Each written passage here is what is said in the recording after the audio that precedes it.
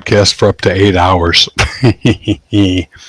So, this hangout on the air is live. I can't tell if anybody's here yet. Okay.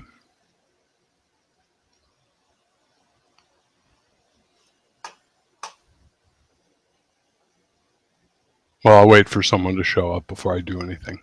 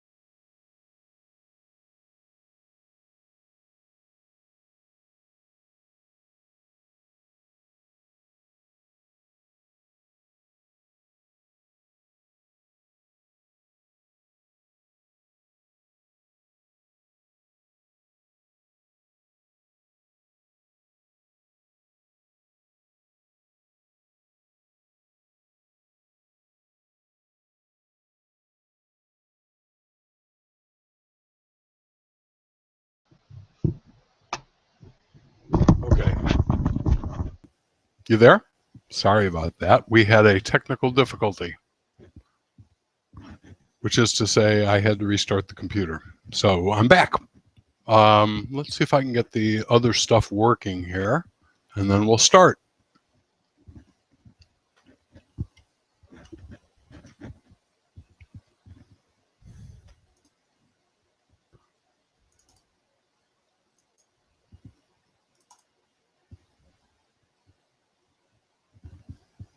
Okay, give me one more second, and we will get rocking here.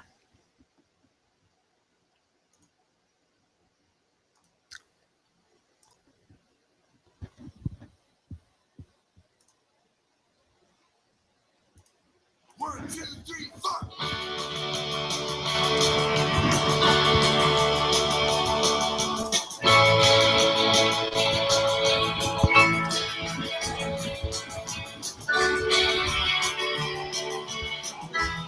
Coming to you, not exactly live, but not dead yet either, from the infamous LeVitus Studios, deep in the heart of the Texas Hill Country. My name is Bob LeVitus. They call me Dr. Mac. And this is my TV show.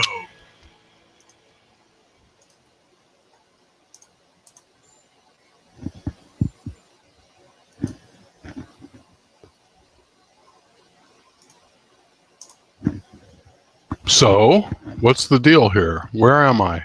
Why aren't I showing up?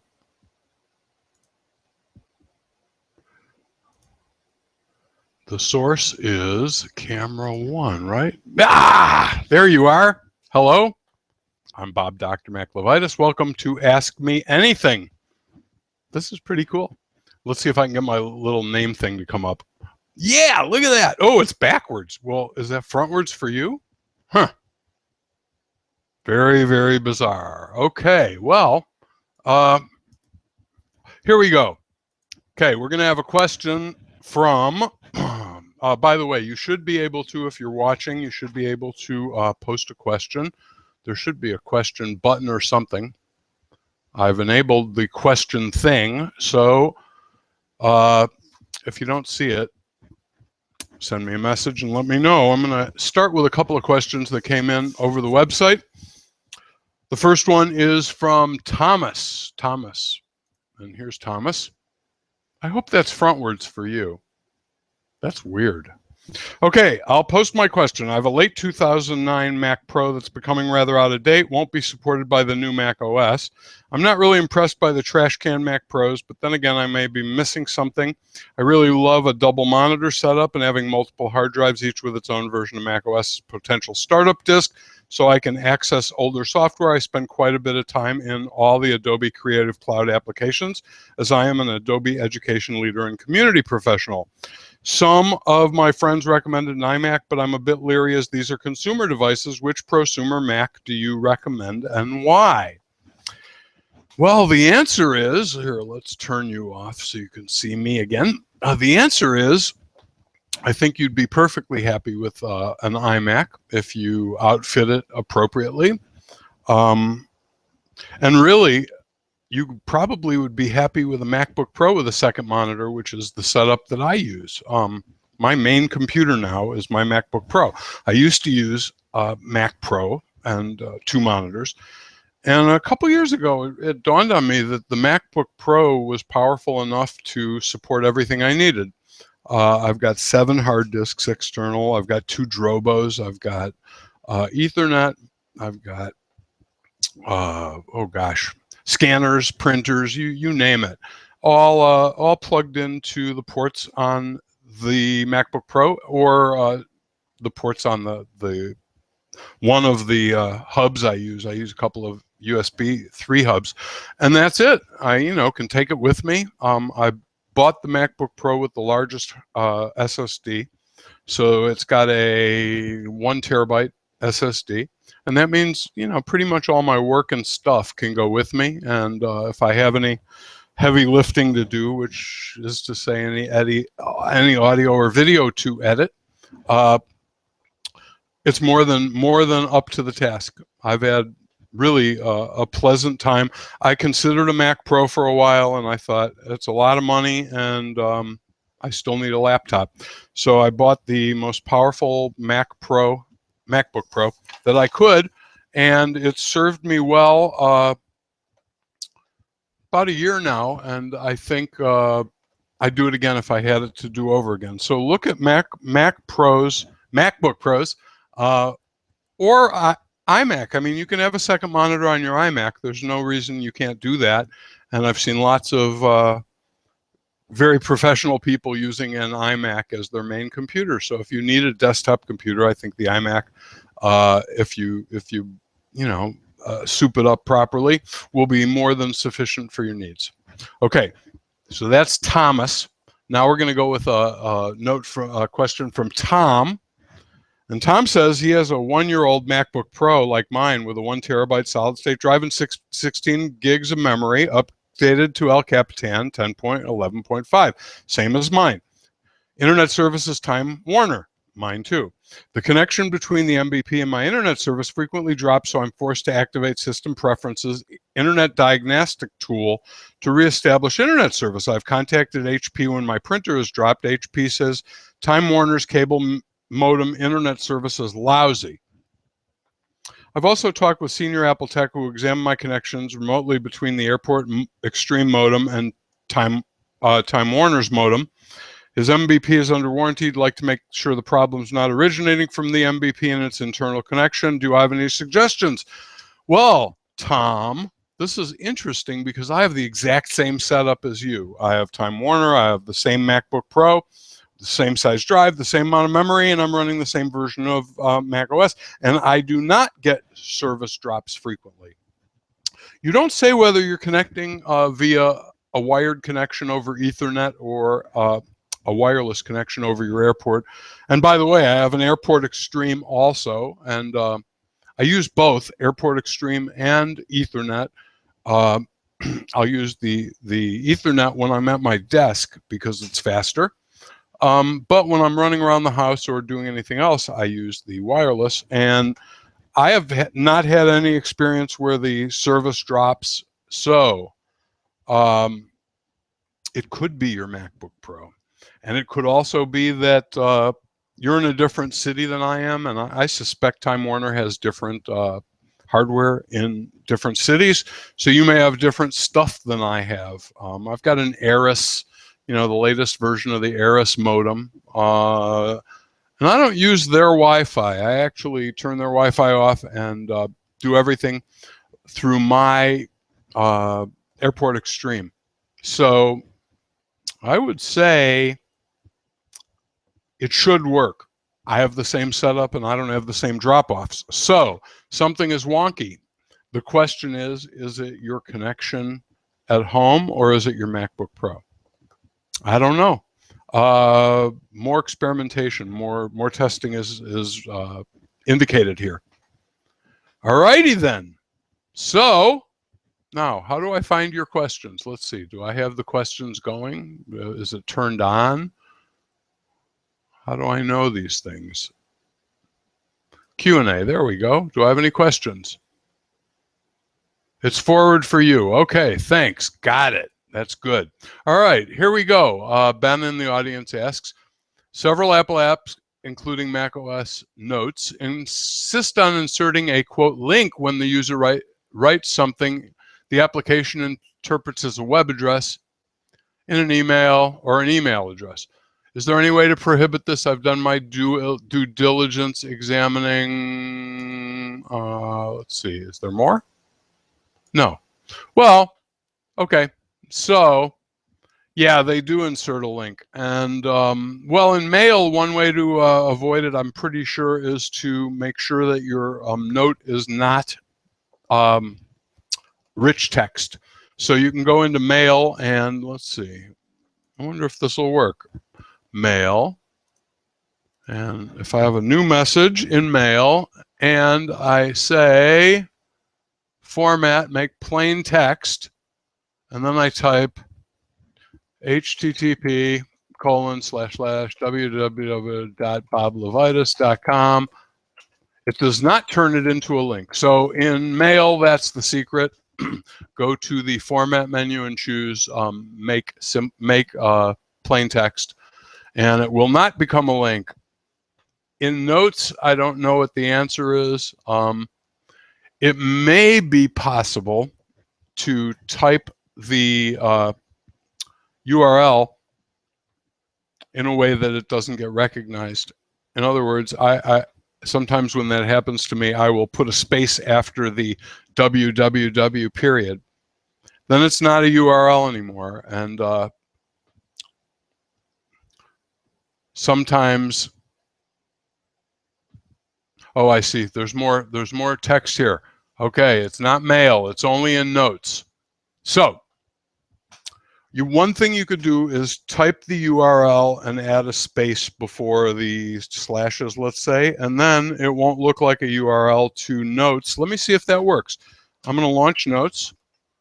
All right, it's over here on my other screen, so you can't see it, but I'm going to try typing a URL. www.boblevitus.com.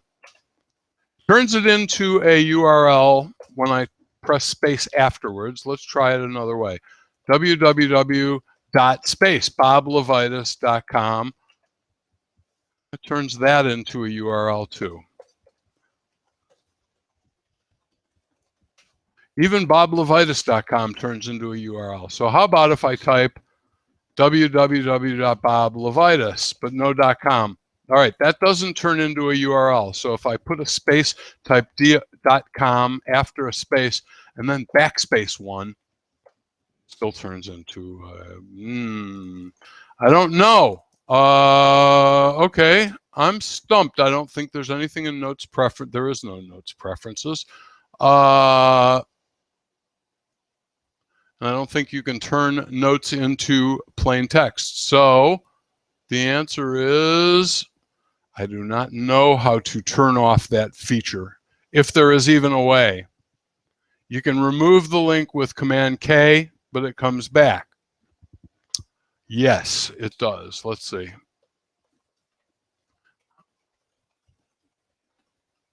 I wonder if I can fool it by using a semicolon instead of a dot. No, it still turns the end of it into a link. I don't know that there's a way to defeat that in Notes. Okay, I'm very sorry to say I don't see any way other than, now I wonder when you paste it in, if you paste it in from a different app. So I've got a URL over here in Mail that isn't a link already. I'm going to paste it into Notes. And okay, there's your solution. If you paste it in, it doesn't turn into a link. How do you like that? So if you copy a URL from another app and then paste it in Notes, it doesn't turn into a link. I don't think. Let's try it one more time just to be sure. I'm just going to copy the www part. Now that turned into a link. Let's see. If I copy the whole thing with the HTTP and the colons and paste it in.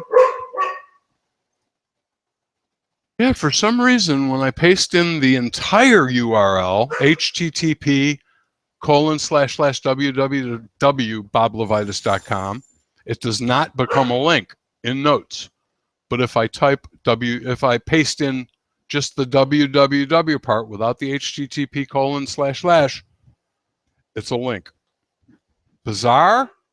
You be the judge. Okay. Anybody got anything else out there?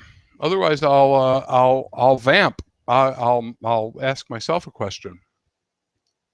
USB-C versus Thunderbolt.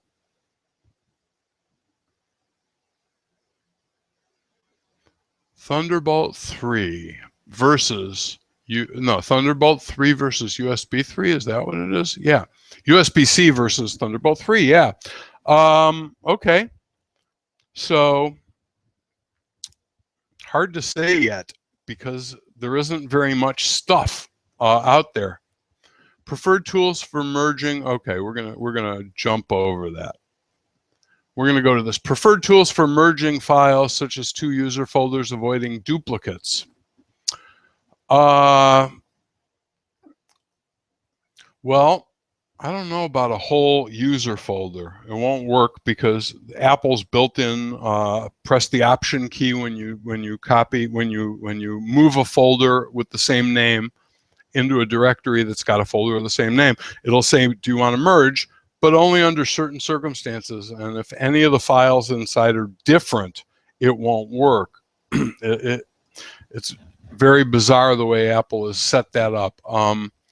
I tend to use Carbon Copy Cloner, and I will have it maintain the latest file, the most recent file, and put the other one in the safety net. And that way, no matter what happens, I'm safe, and I've got a backup of the other file, the quote duplicate file. So usually I'll use Carbon Copy Cloner when it's something like a user folder where there's a lot of files involved. And that will give me, ordinarily, that will give me the latest version of every file in both folders, regardless of which disk they came from. So if you've got two folders on two separate disks and you sync them, the sync should create an end result with all the latest files, with all the most recent files. And because of the way Carbon Copy Cloner works, it will put all of the files that it would have deleted in a folder called, what is it called? Whatever it's called. It's the safety net. That's it. So safety net usually works. So that's what I do. I use Carbon Copy Cloner, and I've been using it for a while. I used to use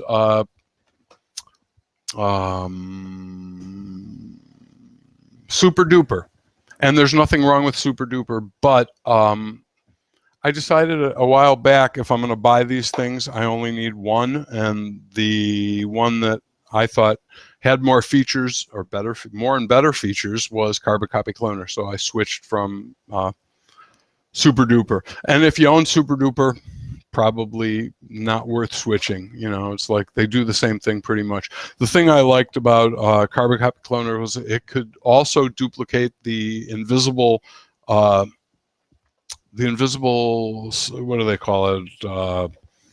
Recovery disk partition. And Super Duper, I think, probably can do it now, but when I switched, it couldn't. So that's what I did.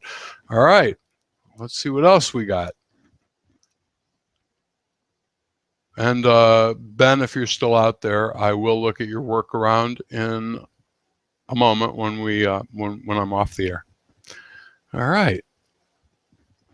So I don't see anything else. Turn off smart links in edit.substitution. Is that true? Let's go back to notes. Hold on. Somebody, who is that?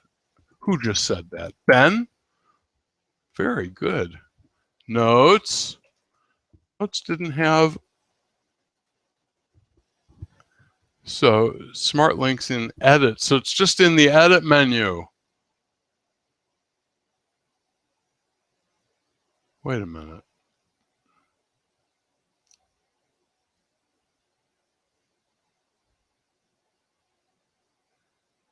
I don't see it. All right, maybe I have to click in a note to get it. Let's see.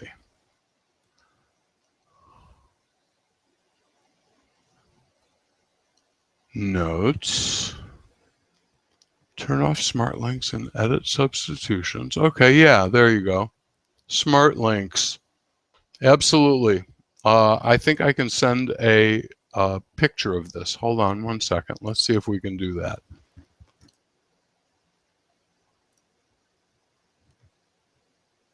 I think I can. Hold on. Let me just, there we go. Screen share. Screen one. I'm just going to share screen one here for a moment and show that to you. In notes, edit, substitutions, smart links. So if you turn that off right there in the upper left corner there, it won't do it anymore. And we're going to prove it. I'm going to turn it off and type a link. Ready? www.boblevitus.com. It didn't turn into a link. We'll turn it back on to prove it. Now they're on, and I'll do the same thing. And it turned it into a link. All right. Thank you very much. All right, let's talk about the coming iOS 10, tvOS, and watchOS improvements, and macOS Sierra, and the new file system. That's a good question. All right, so I'm working on books about all of these things. Let me turn off the screen sharing. Okay, so I'm working on books about most of those things, not all, not tvOS, and not watchOS particularly, but Mac and iOS. And so I'm pretty excited about the improvements, especially watchOS, where everything is going to be fast enough to actually use. I've had my Apple Watch for since the day they came out, and while I love it and I found a bunch of ways to make it useful to me, it's not. It's hard to recommend to other people. The apps are a disaster. They're too slow. They don't really do much. And when they do, it takes too long.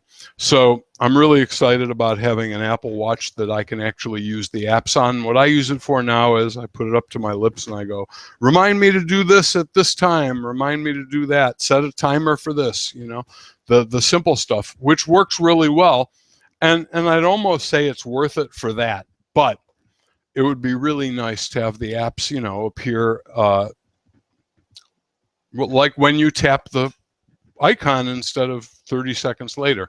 So that's one of the things that promised, and boy, I'm very much looking forward to that. I'm also looking forward to copy and paste between devices. That's something I've bought apps to do many times. I bought a bunch of apps, and none of them really do it well. It's always clumsy, and it'll be very nice to be able to sit here with my phone and send something on the clipboard to the phone or back, or vice versa. I can't tell you how many times I've wanted that particular feature. So that's one of the things I'm really, really looking forward to. I think Siri on the Mac is going to be very useful. I use Siri more and more on the phone, and I kind of like the voice stuff on Apple TV. If you don't have an Apple TV, the new Apple TV has one killer feature. While you're watching something, you can press the voice button and go, what did he say? And it rewinds 15 seconds, and it puts the captions on the screen, and it plays back the last 15 seconds so you can hear it. Brilliant. Why didn't anybody do that before? I don't know, but being able to do it with the Apple TV makes me want to watch things on Apple TV rather than on cable or Roku or whatever else. You know, I've got lots of ways I can watch streaming stuff, but now I'm choosing Apple TV a lot more often because I can say, what did he say? What did she say? It's pretty awesome. All right. New APFS file system. I have not tried yet. I think what Apple's trying to do by introducing a file system that can work across their platforms and is modern and advanced in many ways, it's a good idea. However, overhauling a major part of the operating system like the file system is always something that, you know, you have to look at and think, oh, I hope they get it right before it comes out, because the possibilities of bad things happening if they don't get it right are staggering. I mean, you know, HFS Plus, journaled, for all its faults, is fairly reliable and robust, and you know, you can pretty much rely on a disk that's formatted in that way. This new thing, well, it's going to remain to be seen. We won't have any recovery tools right off the bat. It'll be a while before people write Disk Warrior and Drive Genius and Tech Tool Pro and things like that. And so, you know, I always try to be cautious in adopting things like that, but I think when this comes along, we're going to have no choice. So I just hope they get it right.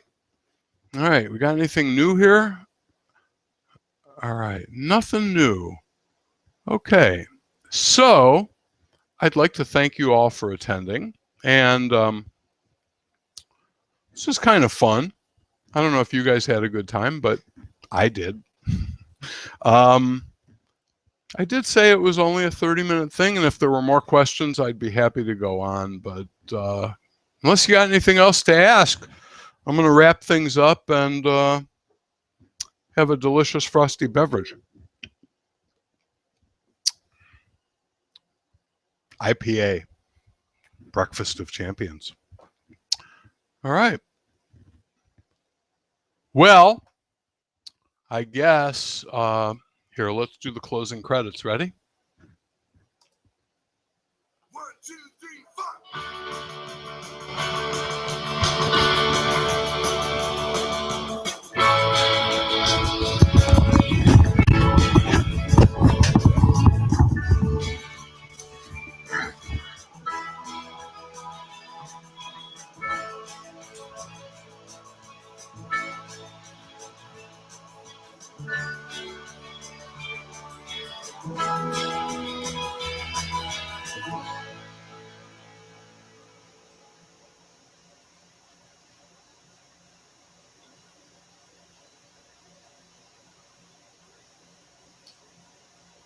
That's all, folks.